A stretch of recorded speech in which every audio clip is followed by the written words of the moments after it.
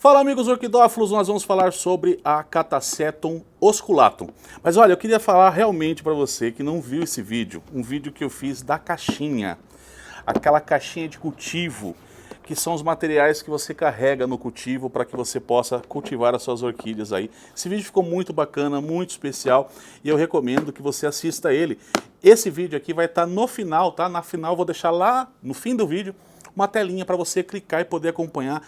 Vale muito a pena você ver as ferramentas que eu utilizo aqui para fazer o meu cultivo, tá? Cultivo que ajuda a ter esses resultados aqui, né? Como essa plantinha aqui, a Catasetum osculatum.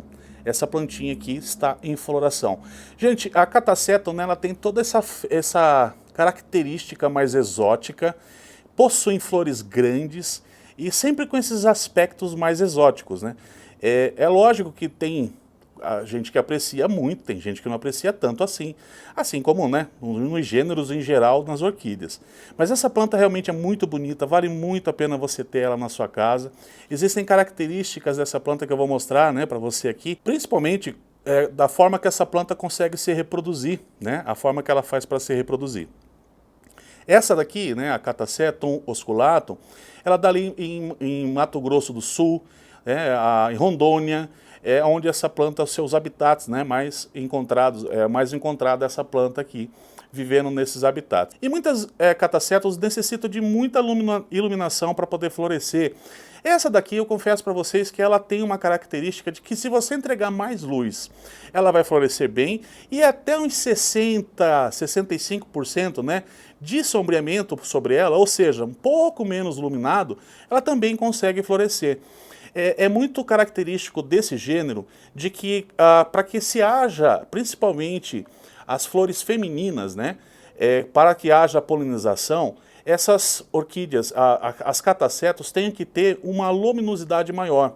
É justamente sobre condições, às vezes, de sol pleno que ela produz mais flores femininas, né, para que ela possa se reproduzir, uma vez que ela não se reproduz quando apenas florações masculinas. Então ela precisa dessa flor feminina para que ela possa então ser polinizada, tá? Porque é assim que funciona. Olha só como ela gruda no dedo, né? Eu fui mexer aqui para mostrar para vocês, mas eu acho que eu acabei soltando foi tudo de uma vez o que tinha ficado aqui. Mas é bem legal, porque essa é a forma, né?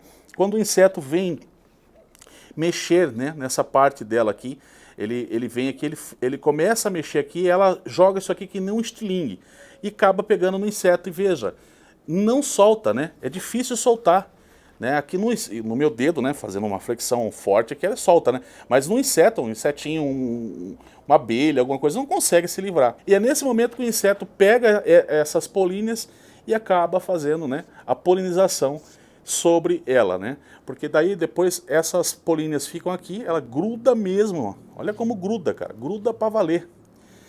É assim que funciona a reprodução dessas plantas aqui, muito interessante.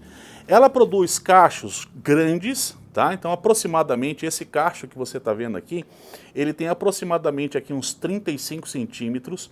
As suas flores, né, toda aberta, ela pode ter um tamanho de 8 até 12 centímetros, são flores grandes, tá?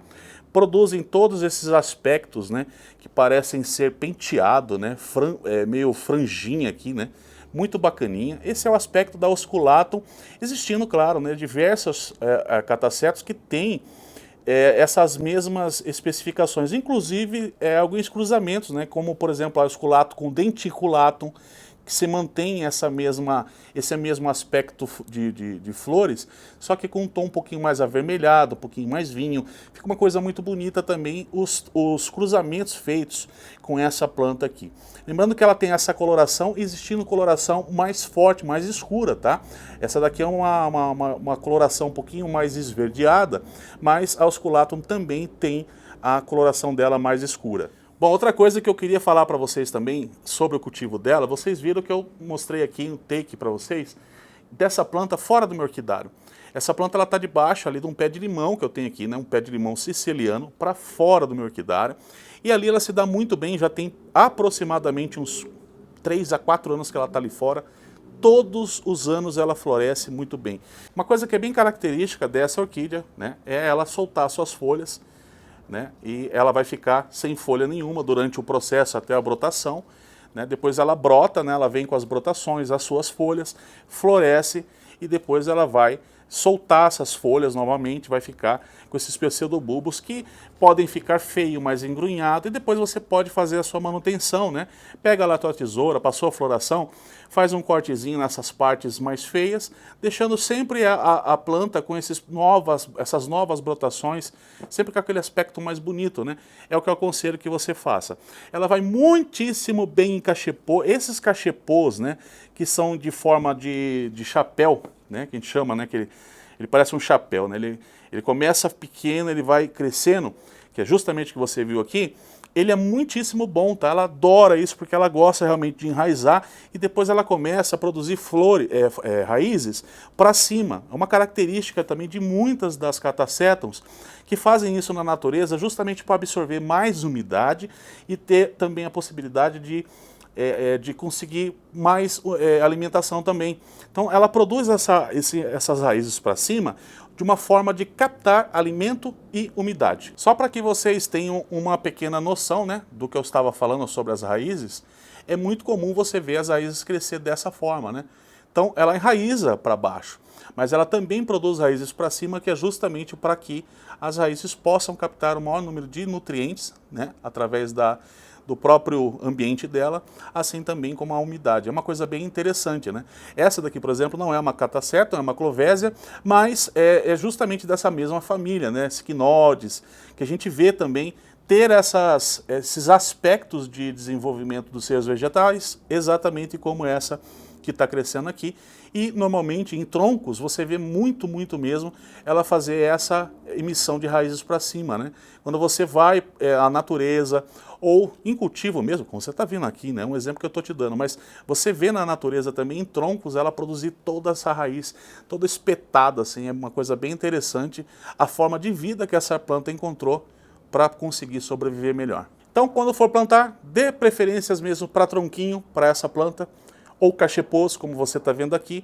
Não que ela não vá em vasos plásticos, caso você ainda assim prefira vasos plásticos, você pode fazer a utilização. O que eu recomendo nesse caso é que tenha bastante substrato seco, tá? Ou seja, bastante pinos, tronquinhos de madeira quebrado, um pouco de carvão, né? Que você utilize realmente de substratos mais secos. Mas a recomendação de verdade que eu faço para você, que eu acho que você não vai errar, é tronquinho e cachepô. Essas são as maneiras mais corretas de você plantar esse gênero de orquídea, né? Qualquer tipo de cataceta se dá muito bem nessas condições de cultivo. Sobre a maioria desse gênero, das espécies dentro do gênero, a luminosidade é uma coisa que se faz muito necessária e sempre é para mais. Mas como disse, a osculato aceita condições até um pouquinho menor de luminosidade para que possa florescer. Já vi floração dessa planta até em condições de 70% de iluminação. É óbvio que em maior número de luz, o desenvolvimento das suas folhagens, assim também como o maior número de floração pode acontecer caso ela tenha uma condição de iluminação maior. Coisa que não vai ser muito bem aceita com outras espécies do gênero, né? Caso você tenha um pouco menos luminosidade, pode ser que você nunca venha ter floração nesse tipo de planta, porque elas têm realmente uma necessidade muito grande de luz, assim também como de calor. Adoram e apreciam também as condições mais quentes do ano. Se dão bem também em condições mais frias, né? Elas também resistem bem ao frio, ou seja, é uma planta que se adapta muito bem em qualquer tipo de região do nosso país. Você vai poder ter a sua catacéton. As adubações vocês já sabem, né, que mesmo elas estando lá fora, você pode fazer essas adubações, tanto utilizando o Himitsu, né, naquela parte de baixo, assim como qualquer adubo foliar da sua preferência. Mesmo ela estando no pé de limão, estando lá fora, não significa que você não deva adubar, principalmente se você está aí no meio urbano, como é o meu caso aqui. Então aduba as suas plantas para que ela também possa se alimentar, se desenvolver bem também. Tá dada todas as explicações sobre a osculato. Eu agora vou deixar na telinha para vocês o vídeo justamente da caixinha que eu fiz. Eu acho que vocês vão gostar muito de continuar comigo nesse vídeo, né, sobre a caixinha de ferramentas que eu utilizo para o meu cultivo aqui. Obrigado por você que assistiu até aqui. Não saia sem deixar aquele like, se inscrever se não for um amigo inscrito, compartilhar. Isso ajuda muita gente a continuar, né, incentiva o nosso trabalho a continuar a gente continuar criando conteúdos para vocês, tá bom? Então tá aqui na telinha, clica para você assistir o vídeo da caixinha. Um super beijo, a gente se vê no próximo vídeo. Tchau!